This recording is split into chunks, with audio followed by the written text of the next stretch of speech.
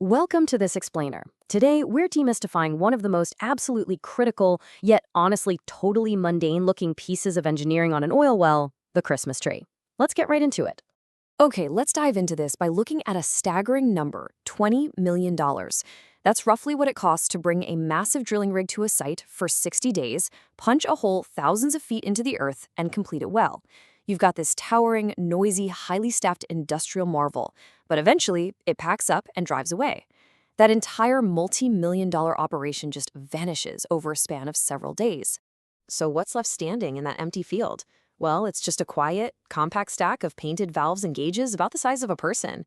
It's a pretty stark contrast, right? The rig is completely gone, but this human-sized stack of metal now has this incredible job. It's got to control a well, holding back thousands of PSI of pressure, totally unattended, out in all-weather conditions for the next 40 years. Let's formally define what this actually is.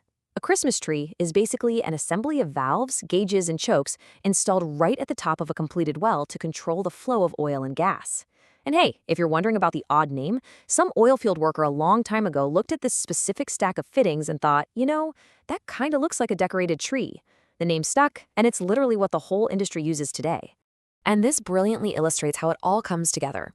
Let's build a mental map of this tree's anatomy, starting right from the bottom. Down at the base, we have the tubing head, which connects the tree securely to the wellhead. Moving up, we hit the master valves, the lower and the upper. These shut the well in completely. In the middle is the flow cross, which routes the fluid. Then, off to the side, you've got the wing valve, which opens the flow path to the pipeline, and the production choke. That choke acts as a throttle to set your actual production rate. Finally, perched right up on top, is the swab valve, which gives you vertical access straight down into the live well. Now, how do operators actually interact with this thing day to day? Well, daily operation mostly revolves around that wing valve and the choke. That's how you open or shut the well and dictate the production rate. The swab valve on top, that's essentially an access door. Fit a pressure-rated airlock called a lubricator on top of it, and you can run wireline tools straight down into a live, pressurized well without even having to kill it first. And those gauges bolted onto the side, those are the well's vital signs. Operators monitor the tubing and annulus pressure for years, because catching a shift in those numbers can spot a developing leak way before it becomes a disaster. Which brings us to a really fascinating question about the engineering psychology here. Look back at the base of the tree. Why fit two master valves instead of just installing one really, really good one? Seriously, pause and think about that for a second. If one high-quality valve can hold the pressure, why spend the extra money and space on a second one? Now, what's really interesting about this slide is that the answer comes down to the harsh reality of physics. See, valves that get used wear out. The upper master is your working valve. It opens, it closes, and over the years, a brace of sand and high-velocity gas naturally erodes its internal seat. The lower master, though, that's the backup. It's normally left wide open, totally untouched and protected. It's kept pristine for the exact day the upper one fails. If your working valve gives out, you close the lower one, and only then do you have a well that's actually safe to work on. That backup valve perfectly captures the core philosophy driving this entire design. It's not redundancy just for the sake of it. It's one valve deliberately kept unused so it can be completely trusted when things go wrong. The whole layout is driven by a two-barrier philosophy. Every single design choice on a Christmas tree comes back to one uncompromising rule: never put just one valve between a person and a live well. From a textbook engineering standpoint, making sure these components can handle the strain is strictly regulated. Trees are rated in the same API working pressure classes as the wellhead sitting beneath them. We're talking 5,000, 10,000, 15,000 PSI, sometimes even higher.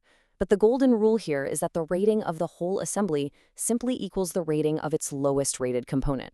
The limit of the entire system is completely defined by its weakest link. But, textbook ratings mean absolutely nothing if human realities get ignored. Out in the real world, two lethal hazards tend to bite people. First up, unused valve Cs. We just talked about leaving that lower master valve untouched, right? Well, the intense danger there is that a valve left sitting for 5 whole years might simply refuse to close when you finally need it to. So operators literally have to cycle these valves on a strict schedule just to prove they still work. The second hazard, and this is the one that actually kills, is working behind a single barrier. Because a tree stands in a quiet field, no noise, no massive rig, no crew, people get dangerously casual around it. Complacency sets in. They treat it like ordinary plumbing, totally forgetting the violent, immense pressure sitting just inches from their hands. Let's move to and see how this builds into an everyday comparison. Think of the shutoff valve and gas meter on the side of a house. It's a small, mundane-looking assembly that quietly controls something huge. The Christmas tree is visually identical in its mundane quietness. You can just walk right up to it. It really doesn't look dangerous at all. But unlike your household gas meter, this tree is actively holding back thousands of PSI of violent pressure. Coming into this, you might have just seen a random stack of painted pipes in a field. Now, you can recognize it for what it truly is, a high-stakes, multi-million-dollar control panel. On a drilling rig, well control is this massive, complex system, with an entire crew watching it constantly.